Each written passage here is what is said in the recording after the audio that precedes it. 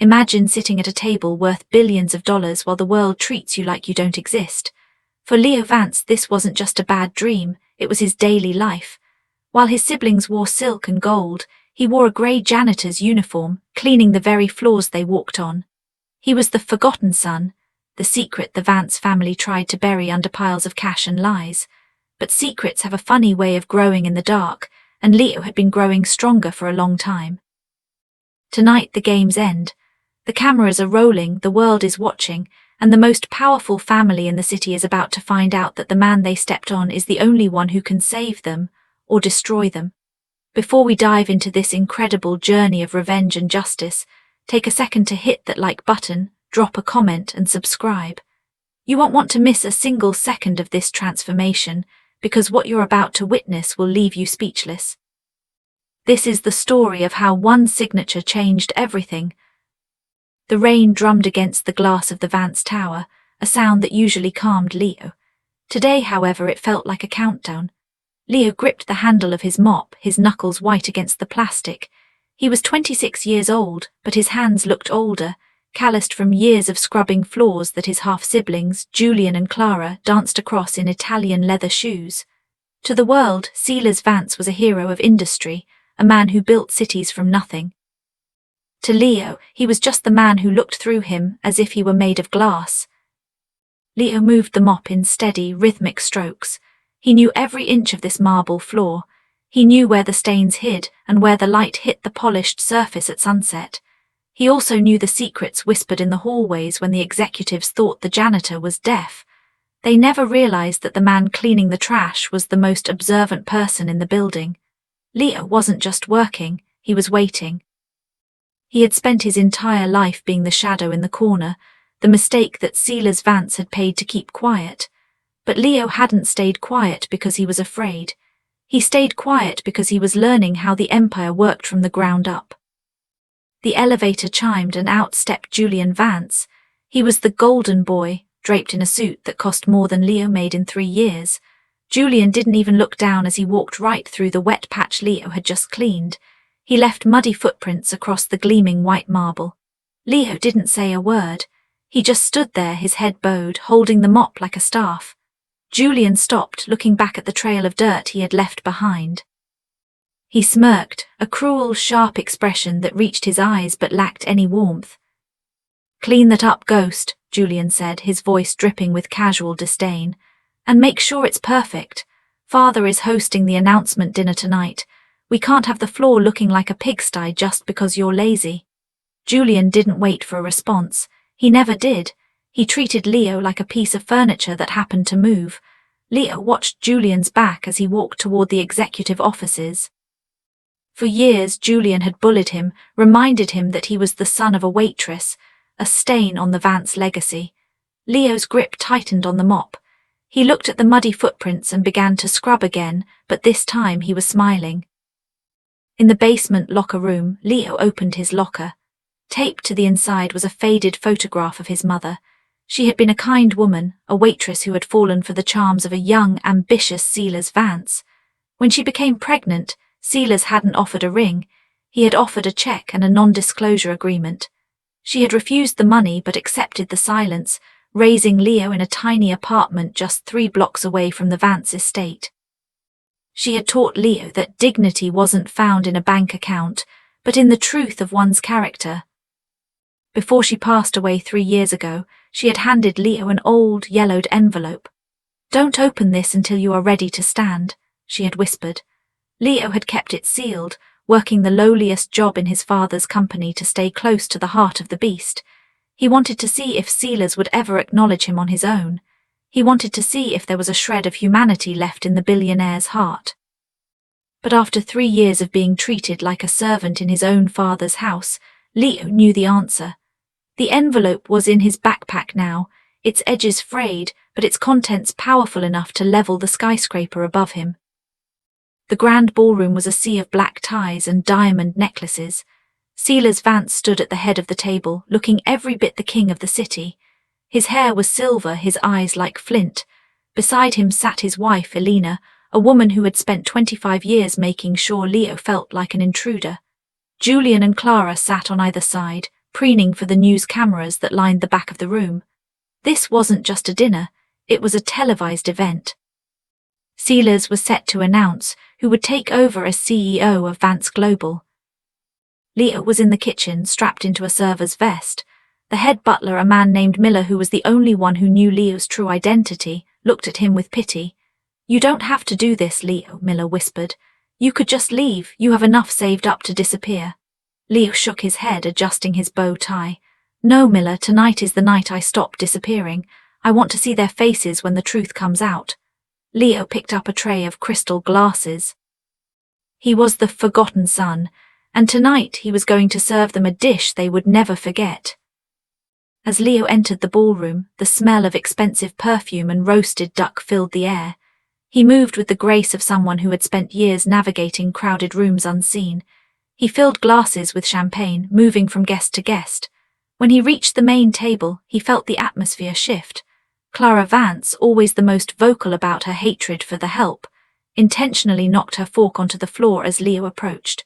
She stared at him, waiting for him to kneel. "Pick it up," she commanded, loud enough for the nearby guests to hear. Leo paused. He looked Clara in the eye, a breach of protocol that made her gasp. Sealers Vance looked up from his conversation, his eyes narrowing as he recognized the young man. For a brief second, there was a flicker of something in Sealers' gaze, fear perhaps, or maybe just annoyance. "Do as she says," Sealers rumbled, his voice like grinding stones. Leo didn't blink. He slowly knelt, his knees clicking against the hard floor. As he reached for the fork, Julian reached out and stepped on Leo's hand, pinning it to the ground. The room went silent. The cameras zoomed in. "A janitor playing dress-up is still just a janitor," Julian hissed, leaning down so only Leo could hear. "You think wearing a vest makes you one of us? You're a mistake, Leo, a bug on the windshield of this family." Julian pressed harder, his heel digging into Leo's skin. Leo didn't cry out, he didn't even flinch. He looked up at his father, searching for a sign of intervention. Sealers simply turned back to his steak, cutting a piece of meat with surgical precision. He wouldn't defend his own blood against his legitimate son. Leo pulled his hand back, the red mark of the heel glowing on his pale skin. He stood up slowly, the silver fork in his hand. Instead of placing it back on the table, he held it up to the light. "The thing about mistakes, Julian," Leo said, his voice calm and carrying across the quiet room, "is that they are often the only honest things in a room full of lies." The guests began to whisper. Elena Vance went pale, clutching her pearls. She knew that voice. It sounded exactly like Sealers had 30 years ago. Sealers stood up, his chair scraping loudly against the floor. "That's enough. Security, remove this man. He's clearly had a breakdown." Two large men in black suits began to move toward Leo, but Leo didn't run. He reached into his inner pocket and pulled out a single, folded piece of paper and a heavy, gold-trimmed fountain pen. He held the paper up toward the main camera, the one broadcasting live to millions of viewers across the country. "Before I leave," Leo said, "perhaps we should discuss the Vance-Sterling merger of 1999. The color drained from Sealers' face instantly. He sat back down, his legs suddenly weak. The merger had been the foundation of his wealth, but it had been built on a secret. In 1999, to secure the funding, Sealers had signed a document with his primary investor, Leo's maternal grandfather. The grandfather had known Sealers was a shark, and he had inserted a character clause. If Sealers ever failed to provide for his firstborn son, or if that son was ever publicly humiliated by the Vance family, the entire voting stock of the company would automatically transfer to that son. "You're bluffing," Julian shouted, though his voice wavered. "That's just a piece of paper, you're nobody." Leo unfolded the document. It bore the official seal of the High Court and the signature of the city's most respected late judge. "This is the original character clause," Leo explained to the cameras. "My mother kept it safe. It states that the moment I am publicly shamed by a member of the Vance family, the forgotten son becomes the primary shareholder. And since Julian just stepped on my hand in front of the world, I believe the conditions have been met." The room was so quiet you could hear the hum of the air conditioning. Sealers looked at his lawyer, who was frantically checking his tablet. The lawyer's face told the story. He looked at Sealers and slowly shook his head. The document was real. It was ironclad. It was a ticking time bomb that had just gone off. Sealers had spent decades building a fortress, only to realize he had handed the keys to the boy he had locked in the basement. Leo walked toward the head of the table, the guests parting like the Red Sea. Leo reached the spot where Sealers sat. He didn't look like a janitor anymore. He looked like a man who had finally stepped into the light. He placed the document on the table right over Sealers's half-eaten dinner. "I spent 10 years cleaning your offices, father," Leo said softly. "I watched you lie, cheat, and step on everyone beneath you. I wanted to see if you'd ever change. I gave you every chance to just be a father. Even a simple hello would have sufficed." Sealers looked up at him, his eyes filled with a mixture of rage and desperation. "Leo, let's talk about this in private. We can settle this. You want money? I'll give you more than you can spend in a lifetime." Leo smiled, and it was a cold, beautiful thing. "I don't want your money, Sealers. I already have it, all of it." Leo picked up the fountain pen. It was the same pen Sealers had used to sign Leo's mother away all those years ago. Leo uncapped it, the gold nib glinting under the chandeliers. With a steady hand, Leo signed the bottom of the document. He didn't just sign his name, he signed his future. The moment the ink dried, the digital tickers on the wall, the ones showing the company's performance, flickered. In the world of high finance, information moved at the speed of light. The legal transfer triggered an automatic update to the board of directors. Sealers's phone began to buzz incessantly on the table. Then Julian's phone. Then Clara's. They were being notified of an emergency change in leadership. "You're fired," Leo said, looking at Julian. Julian's mouth hung open, his face turning a shade of purple that matched his silk tie. "And you," Leo said, turning to Clara, "can start by picking up that fork yourself." The cameras were clicking like 1,000 insects. This was the story of the century. The forgotten son hadn't just come for a seat at the table, he had come to take the whole house. Leo turned to the guests, his voice clear and commanding. "Dinner is over. But the new era of Vance Global has just begun." The aftermath was chaos. Security, once loyal to Sealers, now stood uncertainly. They looked at the legal document, then at the man who now owned the building they were standing in. Leo signaled to Miller, the butler. "Miller, please escort Mr. Sealers Vance and his family to the exit. They are no longer permitted on the premises." Elena Vance began to scream, calling Leo a thief and a bastard. Leo simply watched her with a calm expression. He had been called worse things while scrubbing her toilets. Sealers stood up, his dignity crumbling. He looked at Leo, really looked at him for the first time in 20 years. He saw the same steel in Leo's eyes that had made him a billionaire. He realized too late that Leo was more like him than Julian or Clara could ever be. Leo was patient. Leo was strategic. Leo was a winner. "You'll regret this," Sealers whispered, though there was no weight behind the threat. "Running a company isn't like mopping a floor." Leo leaned in close. "You're right. It's much easier when you actually care about the people working for you." As the Vance family was led out under the harsh glow of the paparazzi flashes, Leo sat down in the chair at the head of the table. He took a deep breath. The weight of the empire was now on his shoulders, but for the first time in his life he felt light. He looked at the cameras and spoke directly to the viewers. "My name is Leo Vance. For 25 years I was the son they wanted to forget. Tomorrow we start building a company that remembers everyone." He stayed in the ballroom long after the guests had fled. He looked at the mess, the spilled wine, the abandoned plates, the muddy footprints. He realized he could call 100 people to clean it up with a single phone call, but instead... Leo stood up and walked to the corner of the room where his old mop still leaned against the wall. He picked it up. He began to clean the mud Julian had left behind. He wanted to remember where he came from, even as he looked toward where he was going. The next morning the headlines were a storm. "The Janitor King," one read. "From Mop to Mogul," screamed another. Leo arrived at the Vance Tower at 6:00 a.m. just as he always did. Only this time he wasn't wearing his grey uniform. He was wearing a simple, well-tailored navy suit. The security guards at the front desk, who used to ignore him or make jokes at his expense, now stood at stiff attention. They looked terrified. Leo stopped at the desk and smiled. "Relax, guys, it's still me, just a different shirt." He headed straight for the penthouse office. He found Julian there, frantically stuffing files into a briefcase. Julian looked like he hadn't slept a wink. His eyes were red and his hair was a mess. "You can't do this," Julian yelled as Leo entered. "These are my clients, my deals." Leo walked over to the desk and calmly took the briefcase from Julian's hands. "Actually, Julian, these are the company's clients.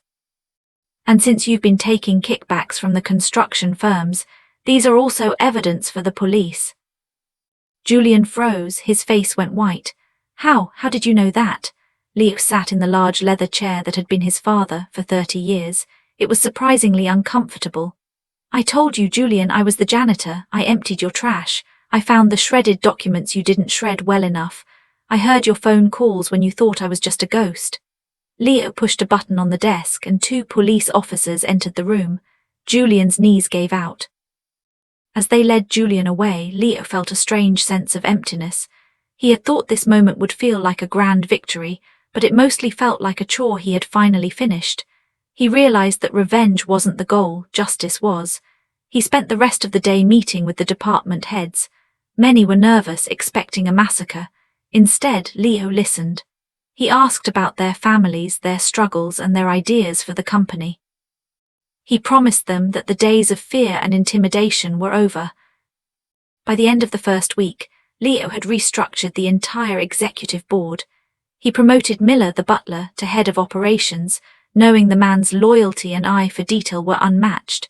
He reached out to his mother's old friends and offered them jobs within the company's charitable wing. He was turning the Vance empire into something his mother would have been proud of, but he knew Sealers wasn't gone for good. A man like that doesn't just disappear into the night. Sealers had moved into a smaller penthouse he owned under a shell company. He was plotting. He began calling in favors from old friends in the Senate and the banking world. He wanted to freeze Leo's assets, claiming the 1999 document was a forgery or signed under duress. Leo expected this. He had been 5 steps ahead of Sealers since he was 12 years old. He knew that the only way to truly beat his father was to play the game better than Sealers ever could. Leo called a press conference on the steps of the Vance Tower.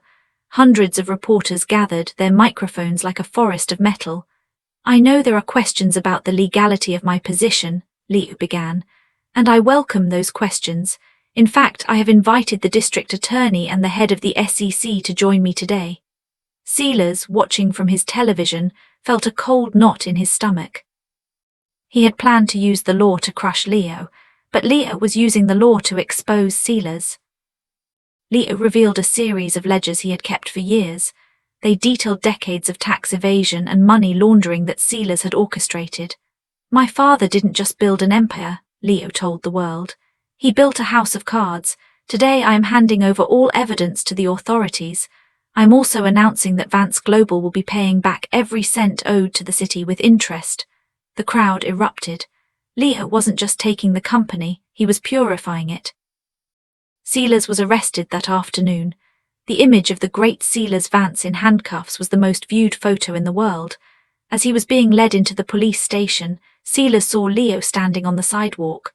Their eyes met for the final time. There was no anger in Leo's gaze, only a quiet, sad understanding. Sealers realized then that Leo hadn't done this out of hate.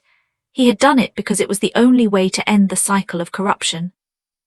With Sealers in jail and Julian facing years of litigation, the legitimate branch of the Vance family was gone. Clara had fled the country with whatever jewelry she could pack. Leo was left alone with the empire. He spent his evenings in the quiet of the tower, looking out over the city. He thought about his mother and the small apartment they had shared. He realized that the forgotten son wasn't forgotten at all. He had been the only one who truly remembered what mattered. Months passed and the company thrived under Leo's leadership. He turned the lower floors of the Vance Tower into a community center and a school for underprivileged children. He wanted to make sure that no other child felt like a ghost in their own city. He became known not as the billionaire janitor, but as the people's CEO. He worked hard, but he never forgot to take out his own trash at the end of the night. It kept him grounded.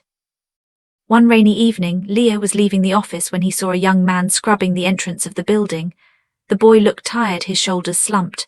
Leo stopped and watched him for a moment. He saw himself in that boy. He walked over and took the spare mop. You missed a spot, Leo said gently. The boy looked up, startled. Oh, sorry, Mr. Vance, I'll get it right away. Leo smiled and began to help him. It's okay, let's do it together. I know a trick to make the marble shine. As they worked, Leo talked to the boy. He learned his name was Sam and that he was working to pay for his sister's medical school. Leo listened with the same attention he gave to billion-dollar deals. He realized that his journey wasn't just about his own success. It was about creating a world where every Sam had a chance to become a Leo. He told Sam that his work was important, that every floor he cleaned was a foundation for someone else's dream.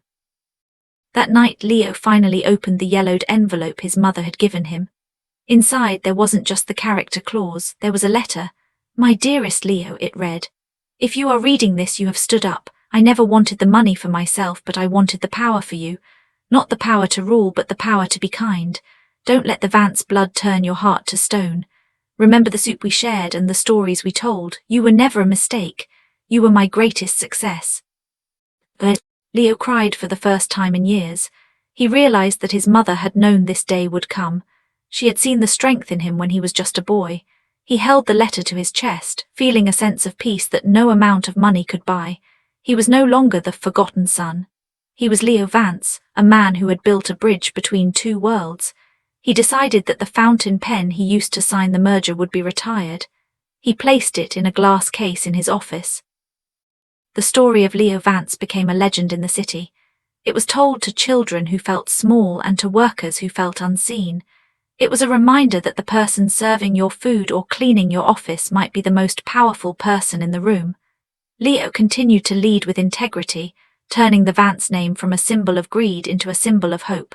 He never married a socialite or joined the elite clubs. He stayed true to his roots.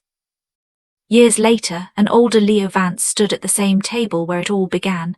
The ballroom was full again, but the atmosphere was different. There were no cameras, no diamond-clad socialites. Instead, the room was filled with the employees of Vance Global, from the janitors to the vice presidents. They were celebrating the company's 20th year of being the most ethical business in the country. Leo looked around at the faces of the people who had become his real family. He raised a glass of water, not champagne. 20 years ago, Leo said, his voice steady and warm, I sat at this table as a ghost. I thought I was here to take what was mine. But I realized I was actually here to give back what was yours. This company doesn't belong to a name. It belongs to the hands that build it. The room erupted in cheers. It wasn't the polite clapping of the elite. It was the roar of people who felt seen and valued. After the party, Leo walked through the empty halls of the tower. He passed the executive suite, the boardrooms, and the luxury offices. Finally, he reached the basement. He kept a small locker there, the same one he had used as a janitor. He opened it and looked at the faded photo of his mother. We did it, Mom, he whispered. He left a single white rose inside the locker and closed the door. He didn't need the skyscraper to feel tall anymore. As he walked out into the cool night air, Leo felt the rain on his face. He didn't hurry to a limousine or a private car. He walked to the subway station, blending in with the late-night commuters. He sat on the plastic seat, a billionaire in a simple jacket, watching the city go by. A woman sitting across from him was reading a newspaper with his face on it, but she didn't recognize him. He liked it that way. In the end, the forgotten son found the one thing his father never could, contentment. Silas died in prison, bitter and alone.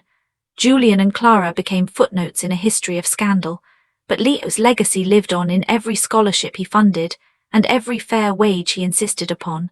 He had turned a signature into a revolution. He had proven that the most important thing you can sign isn't a contract, but a promise to be a better person. The Vance Tower was eventually renamed the Mother's House, serving as a headquarters for global charity work. Leo moved back into a modest house in the neighborhood where he grew up. He spent his weekends gardening and talking to his neighbors. He was a man who had seen the top of the mountain and realized the view was better from the ground, where you could see the people you were helping. His story was a circle that had finally closed. One day, a young journalist found Leo sitting on a park bench. Mr. Vance, she asked, how do you want to be remembered? As the billionaire who took down his family or as the janitor who became king? Leo looked at the children playing in the park, many of them attending the school he built. He smiled, a genuine, soft expression. Neither, he replied. I just want to be remembered as the man who didn't forget where he came from. The journalist wrote his words down, but she didn't quite understand. She saw the wealth and the power. She didn't see the years of scrubbing floors and the silent nights of planning. She didn't see the weight of the mop or the coldness of the marble. But Leo didn't mind. He didn't need the world to understand him. He only needed to be able to look at himself in the mirror and know that he had kept his word to his mother. As the sun set over the city, the lights of the tower flickered on. It stood as a monument to a man who refused to be erased. Leo Vance walked home, his footsteps light on the sidewalk. He had started as a ghost at a billionaire's table, but he ended as the heart of a city. One signature had made everyone stand up, but it was his character that kept them standing. And in the quiet of the evening, the forgotten son was finally, truly home. The story of the Vance family serves as a powerful reminder that justice is a slow-cooked meal, and patience is the most dangerous weapon. If you found Leo's journey as inspiring as we did, don't forget to like this video and share it with someone who needs to know that their current position isn't their final destination. What would you have done if you were in Leo's shoes? Let us know in the comments below.